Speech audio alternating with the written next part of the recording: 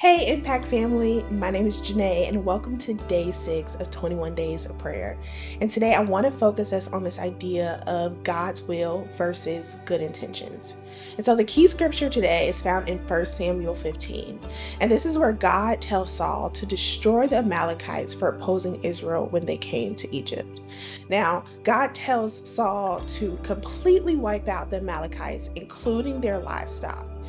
And Saul sends over 200,000 soldiers, and he spared the Amalekite king, and he spared the best of their sheep, their goats, cattle, and calves, but he destroyed everything else. And the word of the Lord comes to the prophet Samuel saying that he has rejected Saul. And when Samuel finds Saul and confronts him about keeping the cattle, Saul says, "Yeah, that's true, but I'm using those cattle and I'm going to sacrifice them to God." And God's anger was kindled against Saul, not because he had good intentions, but because he disobeyed. Then Samuel ends with this: "What is more pleasing to the Lord, your burnt offerings and sacrifices, or your obedience to his voice? Listen, obedience is better than sacrifice, and submission is better than offering the fat of rams."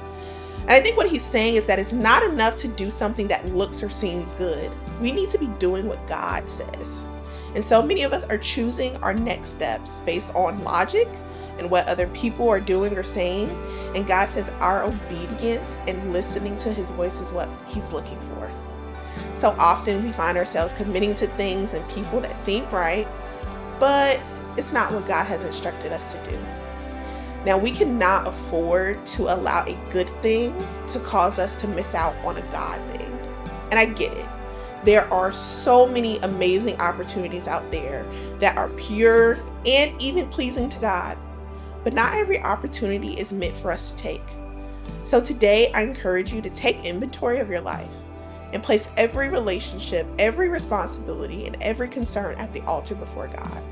Allow him to tell you what he has called you to pick up or put down in this season, and make it a point today to obey immediately. Let's pursue God's perfect will for our lives by not just settling for good.